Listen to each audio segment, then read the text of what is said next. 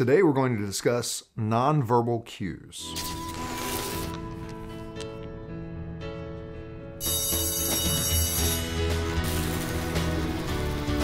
guy never forgot. Take the first step. That's the only way to read. So what specifically are nonverbal cues?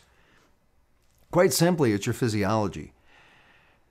It's a part of communication that you express to other people, but also, very importantly, it expresses things to yourself. And we're going to be talking about both sides of this. By the end of the episode, my intention is that you're going to become more aware of what your body's telling you at certain times. And by being aware of it, also share with you a couple of skills that you can use that will allow you to adjust what your body's telling you to allow you to be more resourceful. You know, self-awareness is what we talk about in this series. And an important part of self-awareness is knowing when you're on track for where you want to go and when you're not. You know, we've all heard the saying that it's not what you say, it's how you say it. Well, that can be in your communication with your friends, with your family. You know, there are many times where you want to express love to somebody, but you don't do it in the best way possible. Well, why is that? Back in February of 1998, I was going to a Tony Robbins seminar, and he was talking about communication, and that so many people think that the words you say are the most important thing when you're expressing something to someone. You know, if you're saying, I love you to the person that you care about. But the reality is the words that you choose to use are only 7% of your communication. You know, the voice quality, how you say it, is 38%. So a person will respond differently if you say, I love you, to I love you. Quite simple, stands out a bit. But the biggest distinction I made at that event was when they said that 55% of your communication is nonverbal. It's your physiology. So he went into an exercise that really drove the point home. And not just about how you communicate to other people, but about how your body communicates to you. And I mean, the way that you're using your body determines the emotions you feel, the thoughts that you focus on, the resources that you have to deal with something. The example he used was if there was somebody standing behind you and you weren't able to look at this person, and this person was completely and totally depressed. He asked simple questions. Would the person's head be up or down? And 3,500 people pretty much in unison said the head would be down. And he asked, would the shoulders be back or would they be slumped? And again, the whole room, the shoulders would be slumped. And he went through these different physical descriptions of somebody who would be depressed. And everybody answered pretty much the same thing. And his point was that to feel depressed, we have to take on that physiology. Now, the great part about that was that by changing the physiology, you could change the way you felt. That was a key distinction for me. But the first part of it was that I needed to be aware that my physiology was out of whack. It made me become sensitive in situations where I was sitting with somebody, whether it was a business meeting or whether it was sitting with a friend.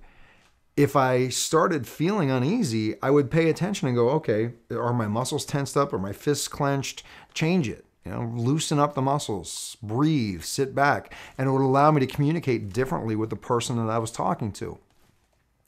Your body is such a fine-tuned machine. I mean, it tells you everything you need to know. The challenge is most of us don't listen to it. It's communicating with us all the time.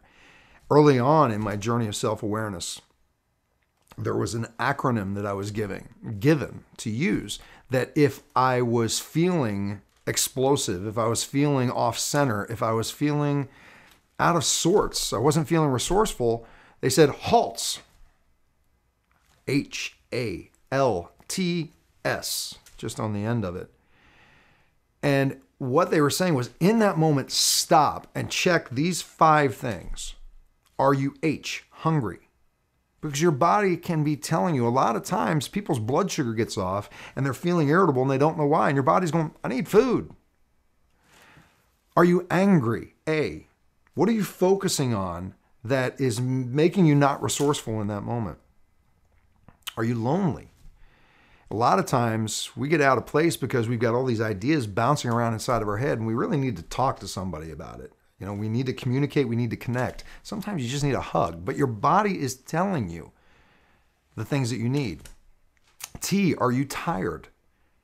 Do you need to just close your eyes for a minute, take a minute to renew, to regenerate, to revive yourself? And S is, are you sick? Are you coming down with something? Are you not feeling well? In that moment, before you say or do something that you're going to regret later, check, HALTS, H-A-L-T-S. Quite a simple process. And what I learned by combining those two together was that at any time I had the ability to kind of check in with myself and go, okay, what's going on? And if I'm not happy with what I find, what can I change to allow me to be happy? I mean, ultimately, that's the place that I want to spend my time, is I want to be happy and I want to be peaceful. So if I'm sitting here and I'm all tensed up, what do I need to do to let that go? There's something I'm allowing to influence me. A lot of times it's as simple as just taking a deep cleansing breath.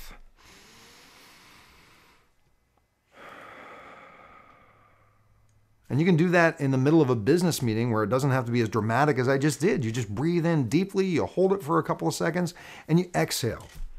And it'll change the way you feel. Just by doing that, the rest of your body relaxes. Now, why is this important? It's important for a couple of reasons. I'm hoping that your goal and your journey in becoming more self-aware is to, one, be able to treat yourself better, to be able to live a happier and more peaceful life, but two, also to be able to contribute to others in a healthy and empowering way. That's my hope for you. I don't know what your journey of self-awareness is. The importance of these nonverbal cues, from my perspective, first off, is realizing that your body is talking to you. Your body is communicating to you. You know, there was a point where we were filming one of the takes earlier, and before we even started, I felt tension in my gut. My hands were clenched because we were trying something totally new and it was outside of my comfort zone. So I did a breathing exercise before we started to get myself more centered. You can take control. Pay attention. Notice when that gut feeling is tight. Notice when your muscles are tense. Notice when you're sitting slumped or whatever, and change it. So an exercise I want to give to you for the next 7 days, there's two parts to this exercise. One is I want you to build and strengthen that muscle of taking control of how you feel and what you're communicating to other people. So each day I want you to pick a different state, a different emotion that you want to experience. Confidence, happiness, joy, gratitude, pride, whatever the case may be. And just to get used to it, ask yourself, if I was feeling confident right now, how would I hold my head? And put your head in that position. If I was feeling confident, where would my shoulders be? Put your shoulders in that position. If I was feeling confident, how would I breathe? Breathe the way you would breathe when you're confident. And allow yourself to use your physiology to amplify those feelings, and do it for like 5 or 10 minutes just to get used to taking that control. The second part of the exercise is I'd like you to really pay attention and become aware of when your body's talking to you this week. Journal it, write down. You know what? There was a point around noon at the office that I really was feeling on edge, and when I stopped and I used that silly acronym HALTS, I found out that, you know what, I didn't eat breakfast this morning and I needed to get something to eat. And within a matter of 5 minutes of eating, I felt great. Put it in a journal. Become connected to what your body's telling you. Nonverbal cues. They communicate to other people. They communicate to you. Learn it, apply it. I look forward to hearing your results. Share it with us. We'll talk to you soon. Take care. For a transcription of the video you just watched, more videos, and related articles, visit yourdailylifecoach.com. To comment on this video, select Discussion Forums on any page of our website.